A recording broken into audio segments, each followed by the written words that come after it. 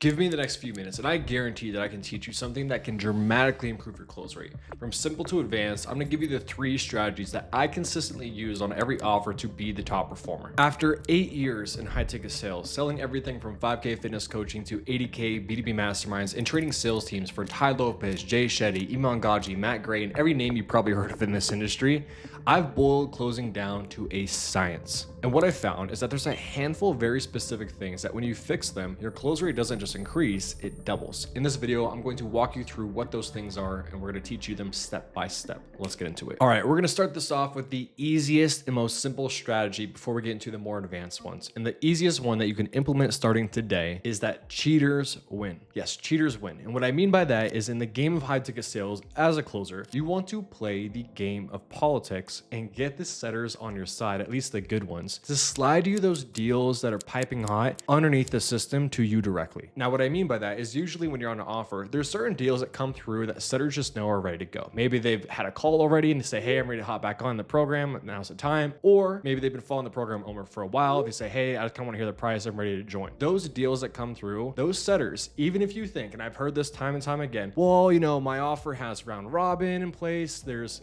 equal distribution. It's being QC'd. I can tell you, I've been on the top offers in the space doing upwards of $15 to $20 million a year. They have it all. They're enforcing it. But those setters, they're sneaky. They will still sneak those deals underneath the cracks and send them directly to their favorite closers. So I'll give you a little story with this and then I'll tell you how to get them on your side. I used to be on an offer where I joined. It was a B2C BizOp team. I was the 11th or 12th closer, so it was already a pretty established team. I was new to the team, and I would say I was better than everyone else there. I even had a higher close rate than a lot of those people. However, I consistently was getting outperformed by certain people on the team that were just getting more units to me, and I couldn't figure out why. Now, what ended up happening is that the sales manager actually reached out to me and told me, hey, Temple, you're new to the team, so just to give you a heads up, the setters don't really have a relationship with you, and though you're obviously getting a good distribution of the equal round robin, there's still some deals they're passing over to closers just because they have a better relationship with them. And so what he told me to do is that I need to play the game of politics and get those setters on my side. Now, I responded to him and said, I don't want to play the game of politics. I want to go ahead and just close and do my job. Why do I have to do this? And what he told me still sticks with me to this day. And he said, Temple, you can either play the game of politics or you can let the game of politics play you. And that was a huge wake-up call for me. So what I ended up doing is I played that game to the max. I would call every single setter at the end of the day, personally on the phone, check in with them, how their day is going, get to know their personal life. If they did a great job that week setting a couple deals for me, I would reach out to them and say, hey, great job this week. Here's $300. I just Venmo'd you. Go out and have a nice steak dinner on me. I was giving them training consistently outside of the sales managers. So I would listen to their calls, send Loom call reviews back to them, send them voice notes in terms of training, call them at the end of the day, give them training. I was trying to step up for them and be there for them every step of the way throughout their journey. And obviously know that most setters want to become a closer. So I would give them closing sales training on top of it. And what do you know? What ended up happening is I was the top closer on that team from being brand new in less than 60 days by just playing the game of politics. And every time I give this very simple cheat code, I always get pushback saying, well, I'm just going to do my job and close them. I don't have to worry about that and let my results speak for themselves. I guarantee you there is someone on the team with less skill set than you that is getting more deals because they have a better relationship with those setters. So why not let that be you and get the setters on your side and also have a high close rate and play the game and win on both sides. Now, getting more advanced, I have the second strategy laid out for you, which is pre-pitching. So with pre-pitching, there's a couple things to note before we even get into it, just because this can do more harm than good if you're not applying this right. So I do want to highlight this, so to say. First, important to note, pre-pitching is really advanced and it's way easier to get wrong than it is to get right. I highly recommend staying away from this until your pitch is completely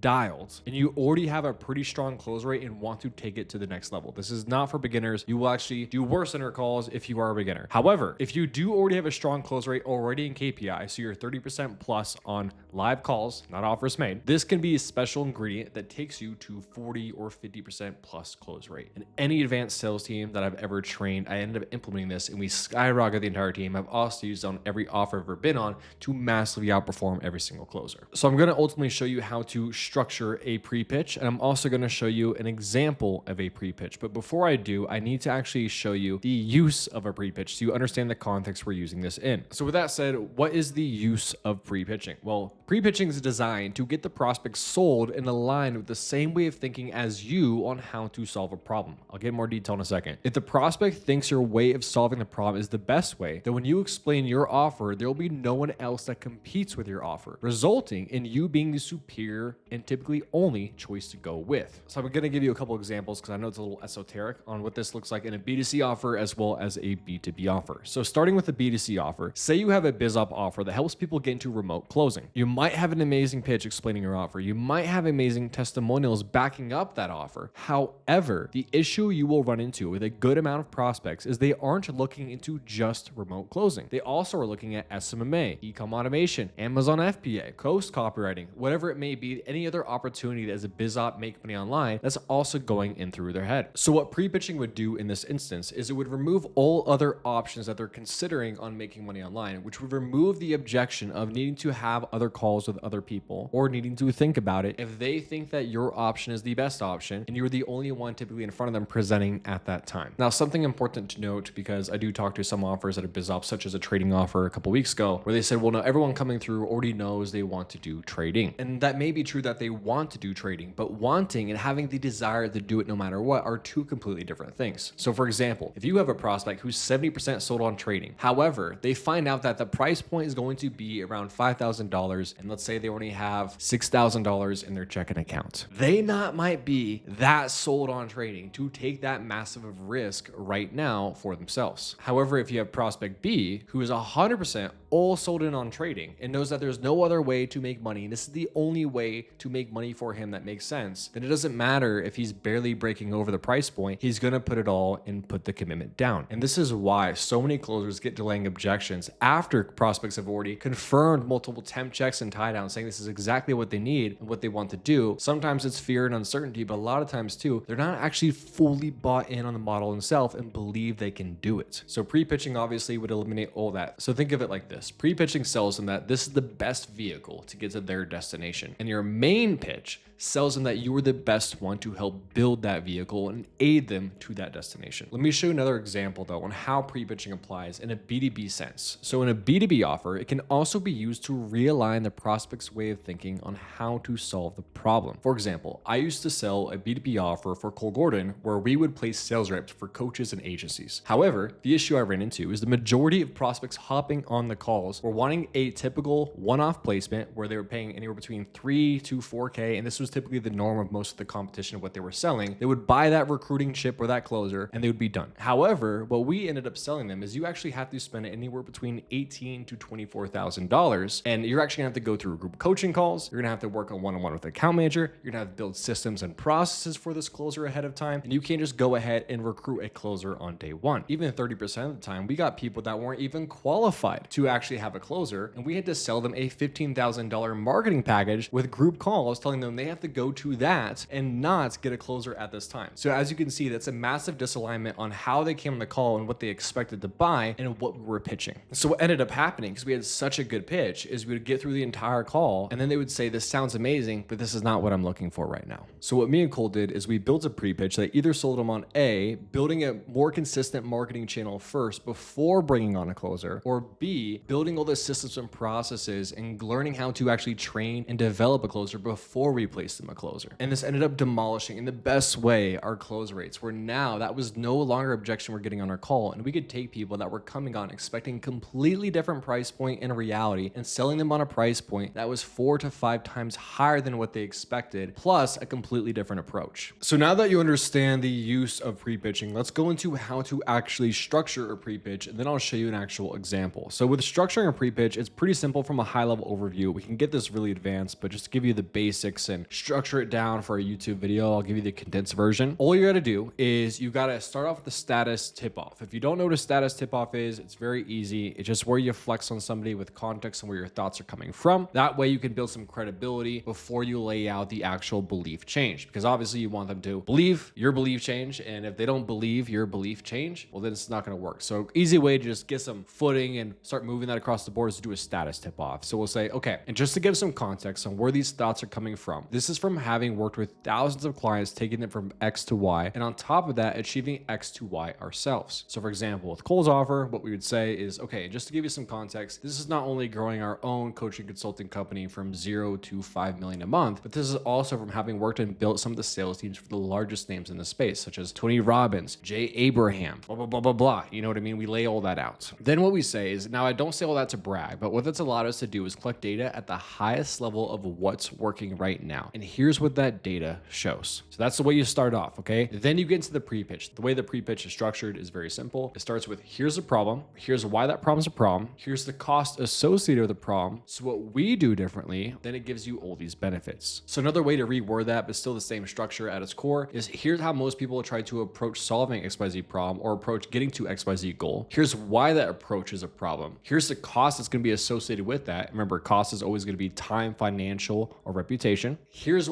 our approach and why it's different and superior. And then here's the benefits our approach gives you that avoids all these costs. So that's the way you structure a pre-pitch at its core in its simplest way. So I'm going to go ahead and give you an example pre-pitch. Now, real quick, this is a very basic example. This will not work if you have a biz op offer, you try to steal this. I've already ran this through dozens and dozens of the top offers in the space. It's been saturated. It's not going to work. It's also very simple. I have much more advanced pre-pitches I do, but I obviously want to convey this in a simplistic form for a YouTube video for you. So let me read this off for you and I'll break down each one of those sections we laid out on the structure of the pre-pitch earlier. Second quick additional context before we get into this pre-pitch. This is for a biz op ghost copywriting offer, okay? So if you don't know what that is, look it up. It's very simple. So let's get into it. The number one problem people make when trying to make their first money online is they start a business thinking this is the best way to make 10K per month online. So what am I doing here? I'm calling out the very first part of that pre-pitch, which is here's the approach that everyone tries to do when it comes to XYZ goal. Here's the problem, right? However, it couldn't be further from the truth, as starting a business is the worst possible way to make money online if it's your first go around. The reason for this is simple, and the majority of other programs will not tell you this as they want to sell their business model to you, even if they know what the above said is to be true. This is because starting a business is not singular, it's plural. Meaning, in order to run a successful business, you need to learn multiple skill sets and wear multiple hats. This can include learning offer creation, learning marketing, learning sales, learning fulfillment, client management, learning tech and operations, and much, much more. Now, if you're new to making money online, the chances of you learning 5+ skill sets strong enough in just under 1 year to beat the odds of a 73.3% of business failing statistic is drastically low. Now, what are we doing here in this entire section? Well, if you remember the structure of the pre-pitch, right? It's here's the approach everyone tries to take. Here's why that approach is a problem. That's what we're doing right here. Here's why this approach is a problem. That's what we do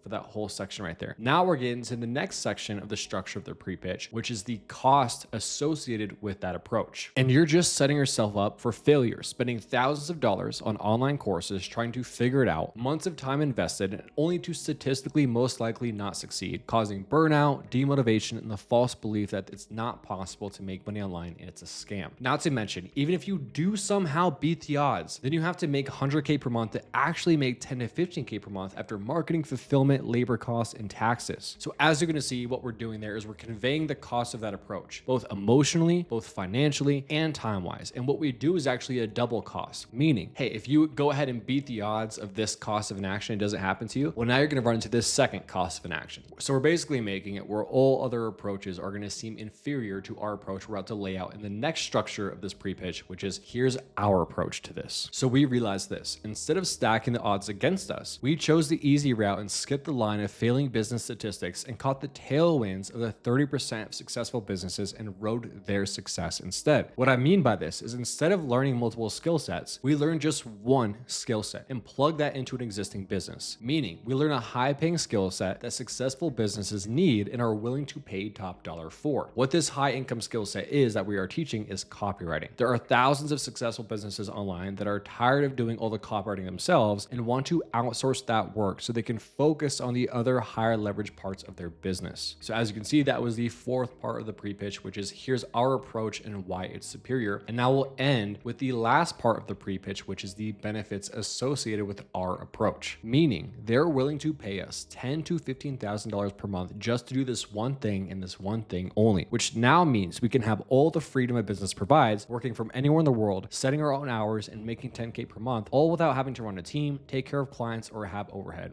This is true freedom and the easiest way to get there. So you can see now if someone is debating any other type of business model to make money online, that is completely eliminated from their head as a source of possible objection, and they're now going to be all in on copywriting if this pre-pitch lands correctly. And again, this is a very, very simple version of this. I make these very advanced for my clients that I run sales teams with, so I don't want you to take this at its core and just run with it. If you're going to make your own, make it as advanced as possible. That's actually niche specific to what your problem is and what they're actually considering in terms of alternate options. But if you do this correctly, my God, this is beyond beliefs powerful. All right, strategy number 3, and this is the one that does all the heavy lifting on increasing your close rate, because majority of closers approach this wrong. So listen up. And what that is you want to handle objections like a lawyer. What I mean by that is I actually have a courtroom flow that I use to approach every single objection that I actually come across, regardless if it's a B2C offer or a B2B offer. So before we unpack this, let's understand what we're trying to work against and what most closers are doing wrong when it comes to objection handling. The mistake that all closers make typically is that they work and focus on rebuttals. So a prospect says this, you say that. Prospect says they need to speak to their wife, you give the whole heavy where's the crown analogy and frame. And if you've ever bought objection handling before, it's all the same. It's just a giant, if they say this, you say this map, hundreds and hundreds of rebuttals and mental reframes you're supposed to remember and just dish out for the right exact moment. That's not how objection handling works. And most importantly, I don't even like the work at objection handling. That's not how belief change works with people. And the reason it doesn't work is you're trying to shove your opinion and belief in someone else that already is full in their mind of their own opinions and beliefs. And then 2, there's no way, no matter how smart you are, you can remember hundreds of different flowchart mind maps based off of what the prospect says and how you're supposed to respond. So instead, we're going to throw all of that out the window and we're going to now approach objection handling and belief change the way the best lawyers in the world approach winning cases. So for a second, I want you to think about what a great prosecutor does. They don't just walk in a courtroom, slam down a case and say, this is why this person's guilty or not guilty. Instead, what they do is they enter the courtroom, they ask questions, they uncover details, they ask open-ended rhetorical questions to the courtroom to start swaying their perspective to look at alternate possibilities. And then, and only then, once the evidence is stacked, they slam and rest their case. But watch what most closers do. Instead, they run into the courtroom and slam their verdict the minute the prospect is done speaking. That's just not how this works. So without further ado, here's the 3-step courtroom flow that I follow to approach and handle every objection. And what that is in order is fact find, poke holes, rest your case. So step 1 with fact find is you want to treat every objection like a mini discovery. The moment they object, your goal is not to rebuttal with a reframe. Your goal is to understand the prospect. So you ask questions. Let's say it's a spouse objection. Totally hear you. What do you think your partner will say? If they were to say no, why would they say no? How do you go about handling that conversation with them if they are hesitant or leaning out of it? 2 things happen here when you do this. 1, the prospect actually feels heard and listened to. And what do you know? If you want someone to hear and listen to you, they need to feel heard and listened first. I don't know why this is just not common sense, but for some reason, closers love to just bash prospects the minute they're done talking, or even worse, interrupt them in the middle of them explaining their objection. But second, and most importantly, is you actually find out what the real core objection is. You're only really going to get half truths when it comes to objections and prospects first explaining their objection. So for example, they might lead and start off with, I don't want to use a credit card because I'm against debt. And you were about to do a whole reframe on that. But if you actually uncovered and fact find, you would learn that it's not about going to debt that concerns them. It's that they've done it before for a previous program and they were burned and let down. And now they don't want to make that same mistake twice. Completely different objection. We only found that out through fact finding. Step 2 of the courtroom flow is now we are going to poke holes and break down beliefs. Here's why rebuttals fail. Your prospect already has a viewpoint and it's taking up all the space in their mind. And then what you're trying to do is fill that space with your own viewpoint, but there's no room left. So instead, you need to drain their viewpoint first to make room for your own viewpoint. You don't do this through rebuttals. You do this through poking holes in their viewpoint. The easiest way to poke holes and drain out their viewpoint is through questions, not statements. You've heard this line before in sales. It's super cheesy and I hate it, but it is true in this context. If it comes out of your mouth, it's shit. it. If it comes out of their mouth, it's gold. The same concept applies here. If you're trying to get them to change their belief, they're not going to care what you have to say about their belief. You have to ask questions that get them to change and look at their own belief in a different perspective. So I'm going to give you an example, and I'm going to dilute it and make it very basic and simple, so that way you understand what this process looks like at its core. So let's say you get a spouse objection of someone wanting to speak to their husband for a fitness coaching program. So let's say that wife on the call says, I have my own money, I just don't want him to get mad at me making a decision this big without his consent first. So what you don't do is immediately rebuttal. Instead, you change and drain their viewpoint through questions. A couple questions you could ask, for example, are, do you think he understands what you're fully going through? Would you say that he truly understands how alone you felt, how insecure you felt about this, and that you tried everything but just nothing has really worked? And she might respond, well, no, he thinks I can solve this and figure this out by watching YouTube videos and just eating less. So then what you could ask to change their viewpoint here is you could say, well, let me ask you this. Is it really fair to put this big of a decision on someone that's not even really about them and won't be doing the work? And two, they weren't even on this call to begin with and don't have all the information to even make a decision. And then three, for a decision that's really ultimately about solving the biggest silent struggles that only you are dealing with every single day and having to confront and look in the mirror every single day. So very basic example. Don't go out, just take this and immediately use it on your next spouse objection. It's probably not going to land the best. You got to put a lot of word padding. There's a lot of additional questions I didn't add that I give to my clients that are in there. The point being is you can see through this approach, what we're doing is we're getting them to change and look at their own viewpoint from a different perspective just by asking questions. Step number 3 is now you can rest your case. Now and only now can you go ahead and finally give your rebuttal and reframe. And you rest your case with really 3 core ingredients. One is going to be using the prospect's words that they used earlier. You never want to fight their words with your own words. It's not going to work. You want to fight their words with their words. 2, you want to then add your 1 to 2 psychological frames layered on top of their words. And then 3rd and finally, you're going to ask for the close right then and there, because it's very, very rare that someone's going to say, yeah, you're right, here's my credit card. Instead, what they do is they kind of go silent. Maybe they nervously laugh, but they understand and see your viewpoint for the first time in that call, but are going to quickly switch back to the old viewpoint if you don't ask for the close right then and there. And that's it. Fact find, poke holes, and rest your case. Stop being that closer that goes in and tries to trample with those fancy rebuttals they see on Instagram live closing reels, and instead be the lawyer that won over the entire courtroom before he ever rested his case. Now, if you're left craving a more advanced breakdown of this courtroom flow, plus every other strategy I've laid out and more, I typically only give that to my clients that pay me $10,000 plus. However, for the first time ever, and very stupidly, I'm going to be launching all of my high ticket training, my advanced stuff I usually give to my clients doing 10,000 plus, for low ticket, basically free, nothing. I don't know why I'm doing this. I haven't decided on the low ticket price yet. I'm still considering it. Every smart person in my network is telling me how stupid this is, and I'm a little scared because I can't revert and go back once I do this, but I really just want to equip every one of you with all the advanced stuff that I've been teaching on the inside for years and really just even out the playing field. So instead of paying a sales coach $5,000, $10,000, or $15,000 for very mediocre level training, I'm actually gonna give you the most advanced training on the market for dirt cheap. Basically nothing. I haven't decided on that price. I will soon, and you will know on YouTube. You'll be the first to know when I do release it, but just be aware for that. I'm also gonna go into this courtroom flow in detail in that training and give you 80 plus psychological reframes you can use, plus all the opening fact-find questions you can use, plus all the closing statements that you can use, and how to really put this together in a really advanced way. That said, that's all I have for today. I hope these 3 strategies immediately help you improve your close rate. If you have any questions, drop them below and I'll get to them. See you on the next one.